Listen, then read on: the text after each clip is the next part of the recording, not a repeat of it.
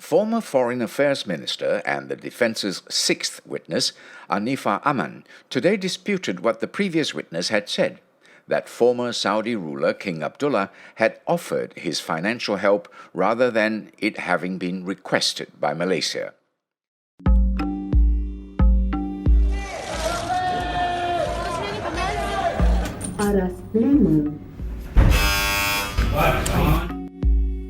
By the Malaysian Insight, this is The People versus Najib Razak.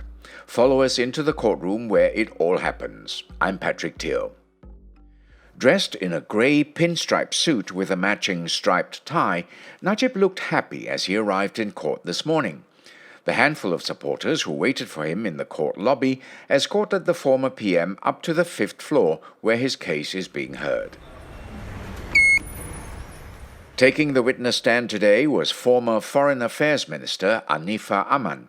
He was the defence's sixth witness. After taking his oath, Anifah read from his witness statement, beginning with the meeting between Najib and King Abdullah. The meeting concerned issues such as the request to increase Malaysia's Hajj pilgrimage quota and the Arab Spring, a series of violent armed uprisings in the Middle East. It was after the meeting that Najib, the King and Jamil had a private chat. Following the conversation, Najib checked with Jamil that the King had said the funds would be funneled directly into his personal bank account. And supporting what Jamil said on day 77, Anifah testified that the King didn't want the disbursement to be vague or complicated.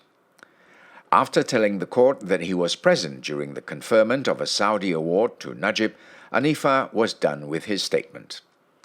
At this time, the court took an hour-long break before the lawyers began questioning the witness.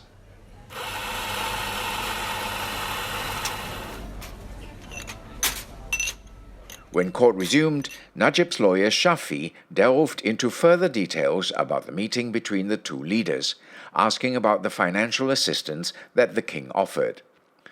From the witness' understanding, it was the King who had offered the money. This was in contrast to Jamil's testimony, which said that Malaysia had requested the funds. Very soon, Shafi was done, and it was Sitam's turn. But the prosecutor asked for yet another hour-long break to go through the witness statement. He said the prosecution only received it early this morning. When Sitam finally began his cross-examination, he asked the witness about Joe Low and his close relationship with Saudi royalty. Anifah said he didn't know about this. Even now, he isn't sure. He hasn't met the businessman before. Anifah also wasn't aware of an informal meet-up between Najib and King Abdullah 2 days before the official meeting. This was the meeting that Jamil had spoken about in his testimony. It covered similar topics and also included Saudi Arabia's offer of financial assistance. He also said that the cabinet was not aware of this donation. The King's intention to donate funds was reiterated in the official meeting. The prosecutor asserted that the King didn't offer financial help, but Anifah disagreed. Shafi had a few more questions for the witness, but then wrapped up soon after. The lawyer then told the court that the handwriting expert they had got in was done with his examination. Najib and his team had alleged that the former PM's signatures had been forged on certain documents. To ascertain the authenticity of the signatures, the defense team had brought in a handwriting expert from Australia, one Dr. Stephen Struck.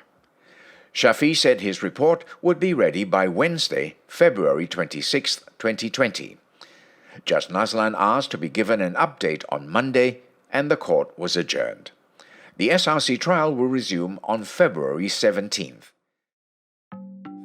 This podcast is produced, written and mixed by Revati Subramaniam and Yapik Kwan. I'm Patrick Teo.